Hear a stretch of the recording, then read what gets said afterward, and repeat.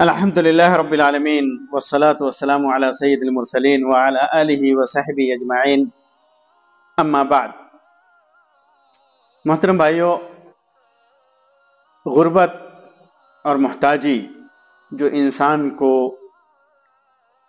کسی دوسرے انسان کا محتاج بنا دے، ایک بہت بڑی بیماری ہے جو قوم اور معاشرے میں انسان کی قدر و قیمت کو گھٹا دیتی ہے۔ یہی وجہ ہے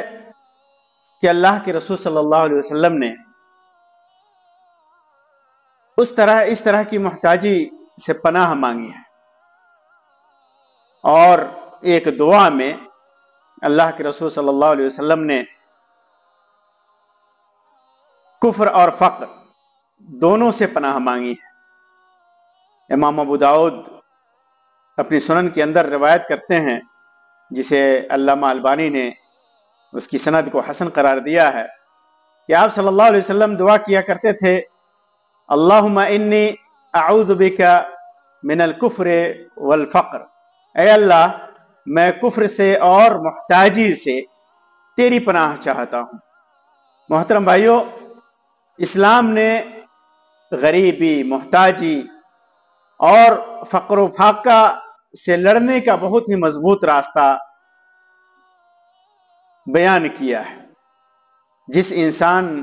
سے انسان معاشرے میں چین اور سکون کی زندگی بسر کر سکتا ہے، اور مختلف قسم کی پریشانیوں سے اور آفتوں سے اور بلاؤں سے محفوظ رہ سکتا ہے۔ اور وہ مضبوط راستہ کیا ہے؟ وہ مضبوط راستہ ہے کمانے کے لیے کوشش کرنا، کمانے کے لیے جدوجہد کرنا، کمانے کے لیے لائحہ عمل تیار کرنا، اور جو بھی پلاننگ کرے ایک پلاننگ کے ساتھ اس پر عمل کرے۔ یہ وہ مضبوط راستہ ہے جس کی تعلیم اسلام نے دی ہے۔ یہ ایک ایسا ہتھیار ہے جس سے فقر و فاقہ اور محتاجی کا بہترین علاج ہو سکتا ہے۔ اس کے علاوہ جو لوگ ایسے حالات سے گزر رہے ہیں، جن کی حالت ایسی ہے جو نہ کما سکتے ہیں اور نہ کمانے کا ان کے پاس کوئی وسیلہ ہے، ذریعہ ہے، یا بیوہ ہے، محتاج ہے، یتیم ہے، بے سہارا ہے، تو ان کے لیے بھی اسلام نے مالداروں کے اوپر زکوٰۃ کو فرض کیا ہے،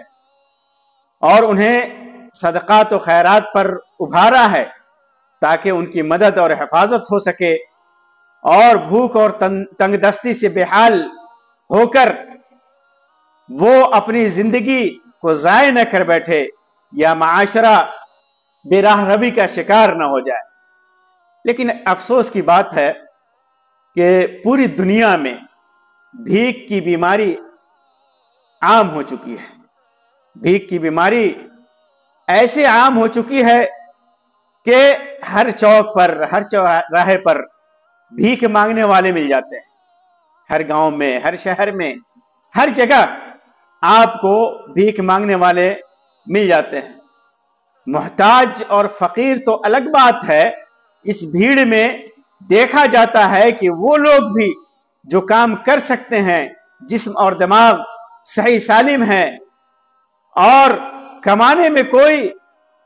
کے لیے ان کے پاس کوئی عذر نہیں ہے، وہ بھیک مانگ رہے ہیں۔ ان کے پاس اس کے لیے بہت سارے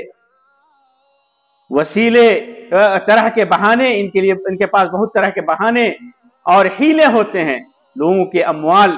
لوٹنے کے یہ ہر کوشش کرتے ہیں، ہر حربہ استعمال کرتے ہیں، جبکہ بھکاری خود کو حقیر بناتا ہے۔ مانگنے والا دیکھا جائے تو در حقیقت وہ اپنے نفس کو حقیر بناتا ہے، اپنی عزت و کرامت کو نیلام کر دیتا ہے، اپنی عزت و کرامت کو بیچ ڈالتا ہے، لوگوں کے سامنے ذلت بھرا ہاتھ پھیلاتا ہے، اور کوئی اسے دیتا ہے۔ جب وہ ہاتھ پھیلاتا ہے تو کوئی اسے دیتا ہے اور کوئی اسے جھڑک دیتا ہے، اور دونوں صورت میں اس کے لیے حقارت ہے، اس کے لیے ذلت ہے، اس کے لیے نفرت ہے، اور نفس کا گھٹیا پن ہے۔ گھٹیاپن ہے۔ دونوں صورت میں اگر آدمی اس کو دیتا ہے تو حقیر سمجھ کر ہی دیتا ہے، اور انسان لیتے وقت اس کا نفس، اس کا ضمیر کتنا گر جاتا ہے یہ ہر انسان محسوس کر سکتا ہے۔ اور اگر آدمی اسے جھڑک دیتا ہے تو یہ نفس کے لیے ویسے ہی بے عزتی ہے، شرمندگی کا باعث ہے۔ آپ ضرورت اور حاجت کے نام پر بھیک مانگنے کے ایسے تکلیف دہ اور شرمندہ کر دینے والے فراڈ اور 420 کے مناظر سامنے ہوتے ہیں کہ اللہ کی پناہ۔ وہیں محترم بھائیوں، بہت سارے فقراء اور محتاجین ایسے مل جائیں گے جو ضرورت کے باوجود شرم و حیا کی وجہ سے لوگوں سے کے سامنے ہاتھ نہیں پھیلاتے، وہ صرف اپنے رب سے جو رزاق ہے اس سے رزق طلب کرتے ہیں، کیونکہ ان کو یقین ہے کہ رزق کا مالک تو بس وہی ہے۔ انہیں ہمیشہ یہ یاد رہتا ہے، فقر کے باوجود، محتاجی کے باوجود انہیں یہ یاد رہتا ہے کہ اللہ تبارک و تعالیٰ نے خود فرمایا ہے وَفِي السَّمَاءِ رِزْقُكُمْ وَمَا تُوعَدُونَ، اور تمہاری روزی اور جو تم سے وعدہ کیا جاتا ہے سب آسمان میں ہے۔ ان کی اسی صفت کی وجہ سے اللہ تبارک و تعالیٰ ان کی تعریف کرتے ہوئے فرماتا ہے لِلْفُقَرَاءِ الَّذِينَ اُحْصِرُوا فِي سَبِيلِ اللَّهِ لا يستطيعون ضربا في الأرض يحسبهم الجاهل أغنياء من التعفف تعرفهم بسيماهم لا يسألون الناس إلحافا۔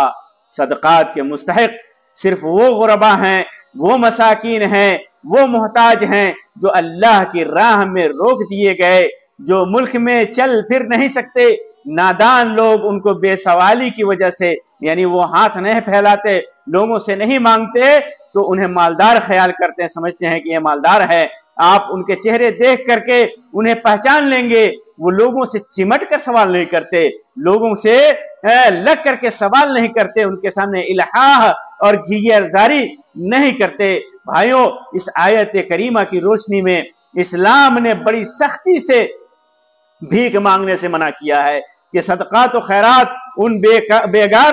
کے لوگوں کے لیے ہرگز نہیں ہے، ان بھیک منگوں کے لیے ہرگز نہیں ہے جو کام کرنے اور کمانے کی قدرت رکھتے ہیں۔ یہ تو صرف ان محتاج اور غریب لوگوں کے لیے ہے جو کسی بھی وجہ سے کمانے سے قاصر ہیں اور لوگوں کے سامنے شرم و حیا کی وجہ سے، تعفف کی وجہ سے ہاتھ بھی نہیں پھیلاتے، کیونکہ وہ بھیک نہیں مانگتے، وہ اور لوگ ان کو جانتے ہیں کہ یہ حقیقت میں ضرورت مند ہیں۔ ان کے چہرے سے، ان کے کپڑے سے، ان کے رہن سہن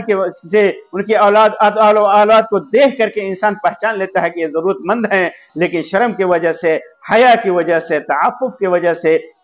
وہ لوگوں کے سامنے ہاتھ نہیں پھیلاتے ہیں۔ اس آیت کریمہ کے اندر واضح طور پر بیان کیا گیا ہے کہ محتاج سوال میں الحاح و زاری نہیں کرتے، اور جس چیز کی انہیں ضرورت نہیں ہے اسے لوگوں سے طلب نہیں کرتے، اس لیے کہ الحاف یہ ہے کہ ضرورت نہ ہونے کے باوجود بطور پیشہ لوگوں سے مانگنا یہ الحاف ہے۔ اس مفہوم کی تائید ان احادیث سے بھی ہوتی ہے جن میں کہا گیا ہے کہ اللہ کے رسول صلی اللہ علیہ وسلم نے ارشاد فرمایا مسکین وہ نہیں ہے جو ایک دو کھجور یا ایک دو لقمے کے لیے در جا کر کے سوال کرتا ہو، لوگوں کے سامنے ہاتھ پھیلاتا ہو۔ مسکین تو وہ ہے جو سوال سے بچتا ہے، محتاجی ہے، فقر ہے، فاقہ ہے،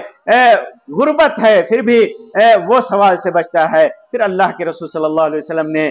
اس آیت کریمہ یعنی لا يسألون الناس الحافہ کا حوالہ پیش کیا۔ محترم بھائیوں، کسی بھی کام کرنے والے کے لیے یا ایسے شخص کے لیے جو کام کر سکتا ہے صدقہ قطعاً حلال نہیں ہے، صدقہ زکوٰۃ قطعاً حلال نہیں ہے۔ جو کام کر سکتے ہوں یا کام کرنے کی قوت اور طاقت رکھتے ہوں، اللہ کے رسول صلی اللہ علیہ وسلم نے ارشاد فرمایا لا تحل الصدقة لغنی ولا لذی مرۃ سوی، صدقہ مالدار کے لیے حلال نہیں ہے اور نہ طاقتور اور مضبوط آدمی کے لیے حلال ہے۔ محترم بھائیوں، بھیک مانگنے کے حرام ہونے کی اسلام میں بہت ساری دلیلیں حدیثوں میں بیان کی گئی ہیں۔ ایک دلیلیں ہیں، عبداللہ ابن عمر رضی اللہ تعالیٰ عنہ کی روایت ہے کہ اللہ کے رسول صلی اللہ علیہ وسلم نے ارشاد فرمایا ما يزال الرجل يسأل الناس آدمی لوگوں کے سامنے ہاتھ پھیلاتا رہتا ہے حتی یأتی یوم القیامت، یہاں تک کہ وہ قیامت کے دن اس حال میں اٹھے گا، اس طرح اٹھے گا کہ لیس فی وجہہ مزعۃ لحم، کہ اس کے چہرے پر ذرا بھی گوشت نہ ہوگا۔ یہ بھکاری کا انجام ہوگا۔ اور صحیح مسلم کے اندر ابو ہریرہ رضی اللہ تعالیٰ عنہ کی روایت ہے، فرماتے ہیں کہ اللہ کے رسول صلی اللہ علیہ وسلم نے ارشاد فرمایا، جو شخص مال بڑھانے کے لیے لوگوں سے ان کا مال مانگتا ہے، یعنی بھیک مانگتا ہے، وہ آگ کے انگارے مانگتا ہے،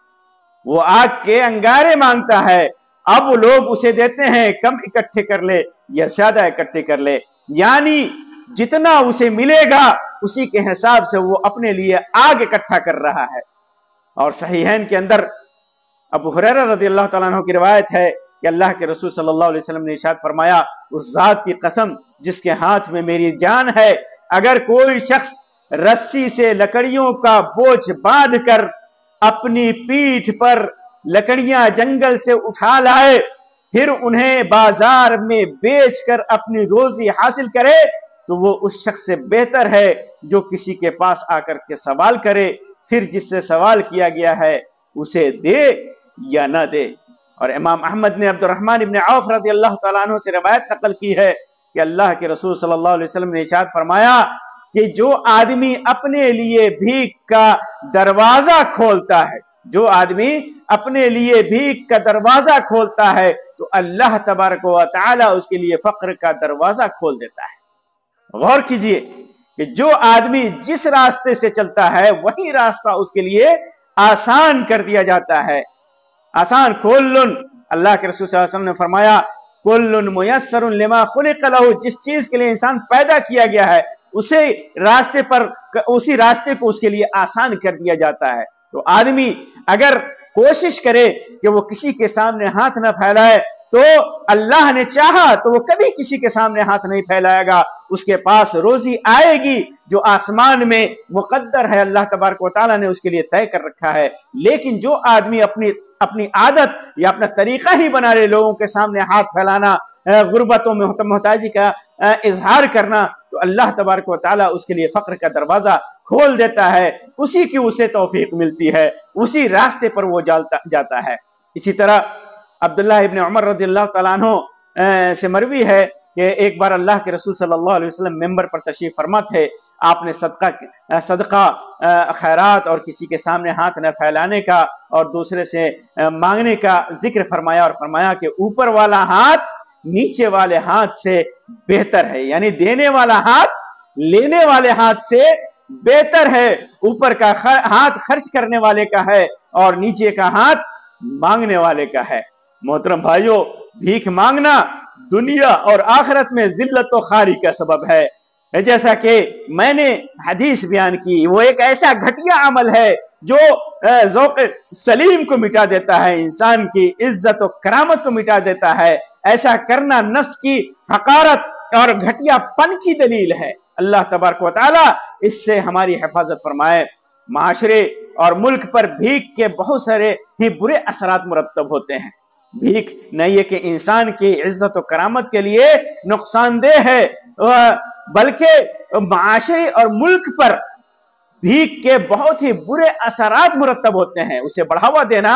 انسان کو کاہل اور کامچور بنا دیتا ہے۔ بعض حالات میں ملک و قوم کی سلامتی کے لیے بھی بھیک مانگنا یہ خطرناک ہوتا ہے، کیونکہ بسا اوقات ایسے لوگ جو شرپسند ہوتے ہیں اس کام سے فائدہ اٹھاتے ہیں اور ملک اور قوم کے لیے اس دولت کو کے خلاف، ملک اور قوم کے خلاف اس دولت کو استعمال کرتے ہیں۔ ماضی قریب کے اندر اور حال میں بھی اس قسم کے بہت سارے واقعات دیکھنے کو اور سننے کو ملتے ہیں۔ سوشل میڈیا پر اور اخبارات میں اور ٹیلی ویژن میں اس سلسلے میں بہت سارے واقعات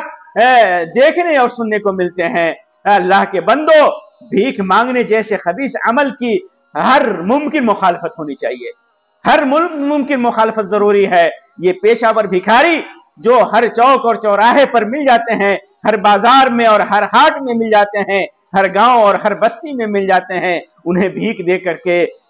بھیک کو، کامچوری اور جرائم کو بڑھاوا دینا اپنے مال کو ضائع کرنا ہے. اور مال کو ضائع کرنا تو ہے ہی، بسا اوقات قوم و معاشرے کے لیے خطرناک اور نقصان دہ بھی ہو سکتا ہے. ایسا بہت سارے مواقع سے ملاحظہ کیا گیا ہے کہ بھیک منگوانے کے لیے باضابطہ طور پر سنڈیکیٹ بنے ہوئے ہیں. غیر قانونی تنظیمیں بنا کر کے لوگ بچوں اور مجبوروں کو استعمال کرتے ہیں، ان کو استعمال کیا جاتا ہے. چنانچہ ان کو بھیک دینا غیر قانونی اور غیر شرعی عمل ہے. ان کو اور غیر قانونی اور غیر شرعی عمل کو رواج دینا ہے اور جرائم میں بھاگیداری کا سبب بھی ہو سکتا ہے. اگر کسی نے کو آپ نے بھیک دیا بغیر جانچے پرکھے اور اس نے آپ کی دولت کو، آپ کے مال کو غلط جگہ میں استعمال کیا، بری جگہ میں استعمال کیا. ایسا بھی دیکھا جاتا ہے کہ بھیک مانگ کر کے لوگ شراب پیتے ہیں، نشہ آور چیزوں کا استعمال کرتے ہیں، بھیک مانگ کر اپنے پیسوں کو سودی کاروبار، سود پر اٹھاتے ہیں، ربا پر اٹھاتے ہیں. اگر آپ نے ان کی مدد کی بغیر جانے بوجھے کہ یہ کیسا آدمی ہے، حقیقت میں اس کو ضرورت اور حاجت ہے یا نہیں، اور آپ نے بھیک دی، چاہے وہ 1 روپیہ بھی دے، 2 روپیہ ہی دے، لیکن اگر آپ نے ایسے آدمی کو بھیک دیا تو آپ بھی ان جرائم میں بھاگیدار بنے. آپ یہ کہہ کر کے اپنے دامن کو نہیں چھڑا سکتے کہ ہم دیکھنے تو نہیں جا رہے ہیں کہ یہ کن چیزوں میں استعمال کر رہے ہیں. آپ کے سامنے واقعات اور ماحول موجود ہے، 2-2-4 کی طرح سب کے سامنے واضح ہے کہ یہ بھیک منگے قوم اور معاشرے کو کس طرح برباد کر رہے ہیں، لوگوں کے مال و دولت کو کس طرح لوٹ رہے ہیں. ہونا تو یہ چاہیے کہ ایسے ضرورت مندوں کے لیے، حاجت مندوں کے لیے معاشرے کے اندر، گاؤں کے اندر، قوم کے اندر کوئی تنظیم ہو، کوئی بیت المال ہو، کوئی ایسا ہاؤس ہو، ہوم ہو، جہاں سے ان کو دیکھ کر کے کہ حقیقت میں یہ محتاج ہیں، فقیر ہیں، ان کی مدد کی جائے. اور بھیک منگوں کو جو روڈوں پر، چوراہوں پر آپ سے چمٹ جاتے ہیں، الحاح اور گریہ زاری اور الحاح کرتے ہیں، ان کو ختم کیا جائے اور ان کو بھیک نہ دیا جائے. اور جب ہم ان کو بھیک نہیں دیں گے تو خود بخود وہ پردے میں چلے جائیں گے، وہ خود بخود ختم ہو جائیں گے. محترم بھائیوں، واضح رہے کہ جو لوگ بلا ضرورت لوگوں کے سامنے دستے سوال دراز کرتے ہیں، بلا ضرورت مانگتے ہیں، انہیں اللہ سے خوف رکھنا چاہیے، اللہ سے خوف کھانا چاہیے، اللہ سے ڈرنا چاہیے، کیونکہ یہ عمل شرعاً اور اخلاقاً کسی بھی طور سے جائز نہیں ہے. اگر انسان کو اللہ نہ چاہے کبھی محتاجی اور فقر جیسے حالات سے دوچار ہونا پڑے تو سب سے پہلے اس کے حصول کے لیے جائز اور ممدوح طریقہ اپنانا چاہیے، پسندیدہ طریقہ اپنانا چاہیے، اور کوشش ہونی چاہیے کہ ایسا عمل کرے جو شریعت میں جائز ہو اور قابل رشک ہو، اور ہر ممکن دوسروں سے مدد مانگنے سے بچنا چاہیے، کیونکہ رزق کا مالک اللہ ہے. واللہ یرزق من یشاء بغیر حساب. اللہ تعالیٰ فرماتا ہے کہ اللہ تبارک و تعالیٰ بغیر حساب کے جسے چاہتا ہے بلا لامحدود طریقے سے اللہ تبارک و تعالیٰ رزق دیتا ہے. اور ایک جگہ فرماتا ہے والذی جعل لکم الارض ذلولا فامشوا فی مناکبہا وکلوا من رزقہ والیہ النشور. تمہارے لیے اللہ تبارک و تعالیٰ نے زمین کو ہموار کر دیا ہے، تم اس کے گوشے گوشے میں جاؤ، زمین میں گھومو اور اس کے رزق سے رزق طلب کر کے کما کر کے کھاؤ. اللہ تبارک و تعالیٰ کی طرف ہی جانا ہے. اور اللہ کے رسول صلی اللہ علیہ وسلم نے ارشاد فرمایا کہ جو شخص سوال کرنے سے بچتا ہے، جو شخص سوال کرنے سے بچتا ہے تو اللہ تعالیٰ بھی اسے سوال کرنے سے محفوظ ہی رکھتا ہے، محفوظ رکھتا ہے. اور جو آدمی، اس کا مطلب یہ ہوا کہ جو آدمی سوال کرنے سے نہیں بچتا، سوال کرنے کی عادت بنا لیتا ہے، جیسا کہ میں نے پہلے ہی حدیث ذکر کی، تو پھر اللہ تبارک و تعالیٰ اسے نہیں بچاتا. اللہ رب العزت ذوالجلال والاکرام سے دعا ہے کہ وہ ہمیں اپنی دی ہوئی رزق پر قناعت کرنے والا بنائے، اپنے فیصلے پر ہمیشہ راضی رکھے، حلال رزق کے لیے کا راستہ ہمارے لیے ہموار کر دے، اور اپنے نبی کا سچا متبع بنائے۔ آمین یا رب العالمین۔ وآخر دعوانا ان الحمد للہ رب العالمین، وصلی اللہ علی خیر خلقہ وسلم، والسلام علیکم ورحمۃ اللہ وبرکاتہ۔